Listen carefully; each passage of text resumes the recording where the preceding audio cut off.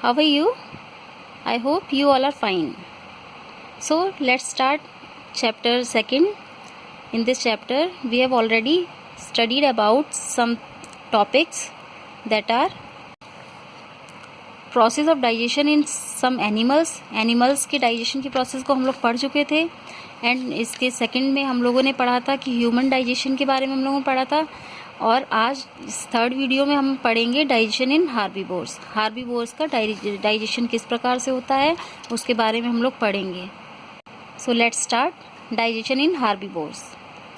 Herbivores animals such as goat, buffalo and cow possesses a different set of teeth for cutting and chewing plant. Herbivores जो animals होते हैं like goat, buffalo and cow, इनके teeth कैसे होते हैं? Different set होता है. इनके टीथ का सेट डिफरेंट होगा. आपने देखा भी होगा कि इनके कैसे टीथ होते हैं. बड़े बड़े ब्रॉड होते हैं. मीन्स ह्यूमन से जो कार्निवोर्स और ओमनीवोर्स हैं उनसे डिफरेंट होते हैं. क्यों? ये कटिंग और एंड च्यूइंग प्लांट और को कट करने के लिए, च्यू करने के लिए डिफरेंट बड़े बड़े से इनके टीथ होते हैं broad. Unlike carnivores and omnivores they do not possess canine and there is a big gap between the incisors and premolar. Omnivores और कार्निवोर्स की तरह क्या है, ये क्या है, दे do not possess canine and there is a big gap. इनके जो इंसिजर्स और प्रीमोलर्स होते हैं इनके बीच में काफ़ी गैप होता है. आपने देखा होगा कि इनके दांत एक तो काफ़ी बड़े बड़े होते हैं और काफ़ी स्पेस पर होते हैं. गैप होता है इनके दांतों में, इंसिजर और प्रीमोलर में, विच इज़ कॉल्ड डायस्टेमा, जिनको कि क्या कहते हैं, diastema. Though they contain sharp edge incisors in front. हालांकि इनकी जो फ्रंट में जो इंसिजर्स होते हैं इनकी एजेस कैसी होती हैं, शार्प होती हैं. The incisors in the lower jaw की जो इंसिजर्स हैं are replaced in a horny pad. किससे रिप्लेस हो जाते हैं? हॉर्नी पैड से. The sharp edge incisors help the animal in cutting and eating plant and gnawing grass. जो sharp edge की जो इंसिजर्स हैं वो इनको हेल्प करते हैं प्लांट को कटिंग करने में और उसको ईट करने में और ग्रास को ग्नॉ करने में. द मोलर्स इन हार्बीवोर्स में जो मोलर्स होते हैं आर ब्रॉड. कैसे होते हैं? ब्रॉड होते हैं एंड फ्लैट होते हैं. इन अपीयरेंस आपने देखा होगा, देखने में कैसे होते हैं, बहुत ही ब्रॉड से होते हैं और फ्लैट होते हैं. With ridges which help in grinding, जो कि इनको किसमें, ग्राइंड करने में हेल्प करते हैं. जस्ट लाइक देयर टीथ, इनके टीथ की ही तरह their digestive system also differ from carnivores and omnivores. ठीक है, इनके दांतों की तरह इनका डाइजेस्टिव सिस्टम भी कार्निवोर्स और ओमनीवोर्स से कैसा होता है, डिफर होता है. Since they eat grass and plants, हालांकि ये ग्रास और प्लांट्स खाते हैं, they need a long time to process their food. इनके फूड को प्रोसेस होने में काफ़ी लंबा टाइम लगता है. And a special stomach to digest cellulose, मतलब काफ़ी लंबा टाइम लगता है. और इनका एक स्पेशल टाइप का स्टमक होता है जो कि डाइजेस्ट कर जाता है किसको, सेलुलोज को. क्या सेलुलोज को आपने सोचा हम लोग डाइजेस्ट कर सकते हैं? नहीं, ये सिर्फ रूमिनेंट जो होते हैं सेलुलोज को वही डाइजेस्ट कर सकते हैं जो रूमिनेंट होते हैं. आगे रूमिनेंट के बारे में बता देंगे रूमिनेंट क्या होते हैं. That is why the stomach of herbivores is divided into 4 chambers. इसीलिए जो रूमिनेंट होते हैं, हार्बीवोर्स होते हैं, उनका स्टमक 4 चैम्बर में डिवाइड किया जाता है. 4 चैम्बर कौन कौन से? Rumen, reticulum, omasum and abomasum. तो ये 4 चैम्बर्स हैं जिनमें जो हार्बीवोर्स का स्टमक है उसको डिवाइड किया जाता है. ऊपर ये आपको फिगर दे रखा है, ये देखिए. तो सबसे पहला ये इनका चैम्बर क्या है, र्यूमेन है इनका फर्स्ट चैम्बर, ये वाला. This is the first and the largest chamber of the stomach. Rumen जो है इनका क्या होता है, हार्बीवोर्स एनिमल्स का सबसे पहला चैम्बर फर्स्ट चैम्बर है और सबसे बड़ा चैम्बर होता है ये.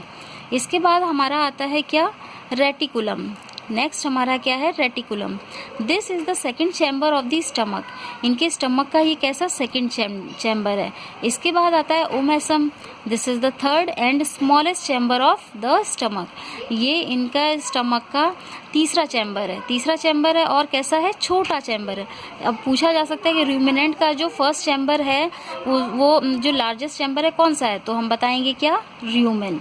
और सबसे स्मॉलेस्ट चैम्बर रूमिनेंट में कौन सा है, ओमेसम, ठीक है, जो कि थर्ड चैम्बर कहलाता है।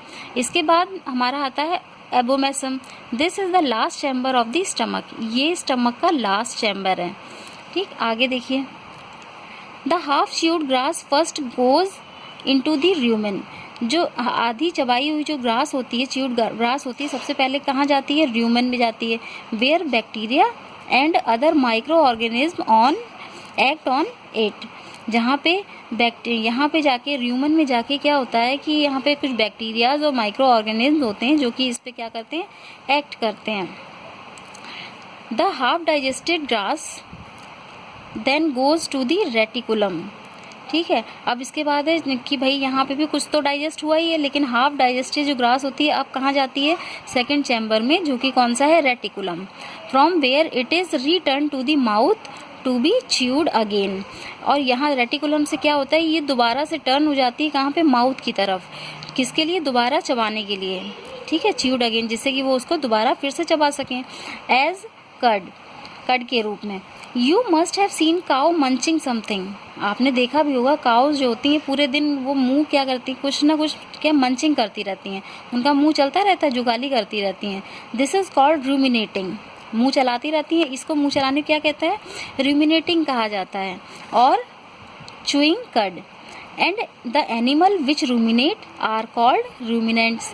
और वो एनिमल्स जो कि रूमिनेट करते हैं, मीन्स जुगाली करते हैं, मुंह चलाते रहते हैं, उनको क्या बोलते हैं, रूमिनेंट्स कहते हैं। After chewing when food is swallowed for a second time, ठीक है। इसके बाद जब क्या होता है कि चबाने के बाद जब फूड जो सेकेंड टाइम जो स्वेलोड किया जाता है, it is directly enter the omasum. इसके बाद वो थर्ड चैम्बर जो कि कौन सा है, ओमेसम में चला जाता है। Where it is broken down into smaller pieces. वहाँ पे क्या होता है कि ये कैसा छोटे छोटे पीसेज में ब्रोक डाउन कर दिया जाता है। एंड फाइनली और लास्ट में क्या होता है, it enters the fourth chamber. ये कहाँ पे जाता है, थर्ड चैम्बर से फोर्थ चैम्बर में पहुँच जाता है, जो कि कौन सा है हमारा, abomasum. Where just like a human stomach enzymes act on it, ठीक है। वहाँ पे जाके क्या होता है, फिर वही प्रोसेस जैसे कि ह्यूमन में होती है, स्टमक के जो एंजाइम्स होते हैं वो उस पर एक्ट करते हैं and complete the digestion process. और यहाँ पे आके उनकी डाइजेशन प्रोसेस कैसी हो जाती है, कंप्लीट हो जाती है। आई होप आपको ये क्लियर हुआ होगा ये टॉपिक, और यहीं पे आपका चैप्टर सेकेंड कंप्लीट होता है। सो स्टूडेंट्स, इसे पढ़िए इस चैप्टर को। अगर आपको कुछ प्रॉब्लम आती है तो आप पर्सनली मुझे कॉल कर सकते हैं। Okay, bye bye.